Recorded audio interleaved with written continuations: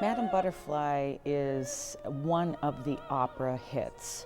And when I sang for the Queen's Jubilee last summer, there was a tremendous amount of discussion between my camp and the BBC about what I would sing. And I discovered really in this discussion that there are only three extraordinarily popular arias. There's O mio babbino caro, they're all Puccini, by the way. There's the aria from Tosca Visi d'Arte and Un bel dì. Un bel dì I started learning when I was about 11 years old. Yeah, I know, it's completely wrong. I had no idea what it was about, but I loved the music. And that's the thing I think that draws people to Puccini's repertoire is first and foremost the tunes, but then this pathos in this role. I mean, the heartbreak of this story, you cannot sit through Madame Butterfly and not be moved.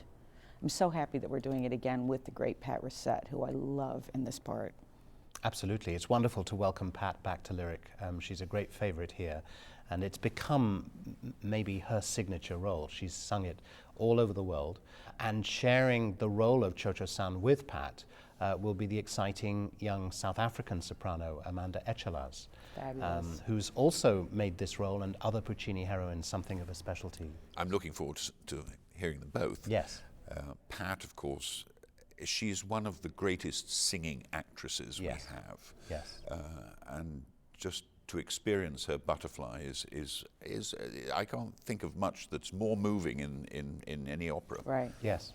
It's also, she makes it sound easy. I mean, I would give anything to be able to sing this role. This and Tosca, huge heartbreak for me that I don't have the voice for these roles. But she in particular, you know, the final act is so long and so heart-wrenchingly challenging from a dramatic and vocal standpoint, and she sails through it. It's remarkable. Yes, and just as we have two butterflies, we have two Pinkertons. Singing with Amanda Echalaz, who opens the run, is James Valenti, an exciting young American tenor. And singing Pinkerton with Patricia Racette is Stefano Secco. And as Sharpless, making his lyric debut, a very interesting British baritone, Christopher Purvis, like what you just said about I've known Patricia. Chris for quite a while, Me actually. too. Yeah. And he's a real singing actor. Yes. And he brings a heart and an intensity to what can be a thankless role. Yes. And makes the encounter between Butterfly and Sharpless extremely moving. Yes, because he's a character that is on one hand sympathetic, on the other hand ineffectual, and you know, it's a very difficult role to bring off. Yes. To get the complexity of it, I think.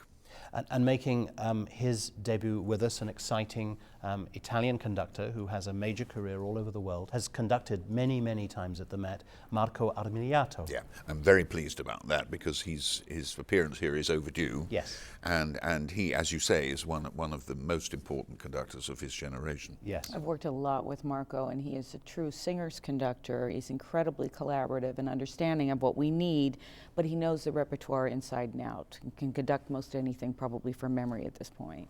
And that understanding is so important for this opera, which is Definitely. truly a cantata for soprano and orchestra. Yes. If ever an opera has a central role that dominates it, it's Madama Butterfly. It's also a very good time, I think, to examine the history of the piece, the imperialism that's represented both, you know, we've had many pieces that represent British imperialism, but in this case, American imperialism. Yes. And it's an opportunity to really think about these larger issues in the world today. I love that story about, because of course there's a quotation of Star Spangled Banner. There's an Italian who comes over to America and he's going to some big event, a game or something, and they start to play the national anthem and he says, "Ah, Madama Butterfly." And this production will be brand new to Chicago. It's a production that I actually commissioned in Houston a few years ago, directed by the wonderful major British theatre director Michael Grandage, who has won so many awards now for his productions on both sides of the Atlantic. His production of Red was a multi-Tony-winning production on Broadway. He's directed the most recent revival of Evita on Broadway, which was also a great success. Yes. He's done Carlos, is the play, the Schiller play, is my favorite theatrical experience in recent years. It was really remarkable. And he's a director who works in such detail with singers. I think it will be a really exciting step in a new direction for what is one of the most popular operas of all time.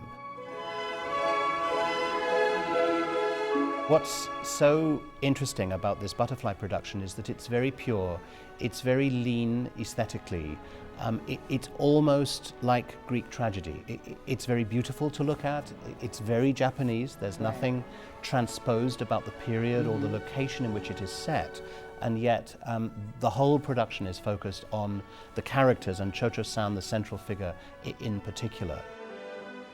For me, producing new productions of the most popular repertoire is always the most challenging of all, in that one has to find a way of both providing audiences with what they are expecting, while at the same time making the experience vivid, exciting, theatrical, not just a nostalgic journey down memory lane, reminding people of wonderful tunes. No, that's right, and I think, you know, we are in the process of doing new productions of quite a lot of standard repertoires, you might say. And that's right. This is a very important one in that It's in our series. generation, really, also, that audiences have come to expect a theatrical experience, a fully theatrical experience. And so that's a great challenge for us, and we're trying to meet it, and it's incredibly important, and that's what I want when I go to the opera. Yes, me too. If that is how we're focused as the point of why we're all here, the point of what we're seeking to do, scraping away the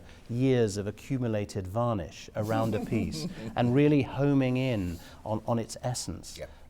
That's what a great performance of opera can deliver with a power, with an impact, with a transformational thrill that no other art form can match.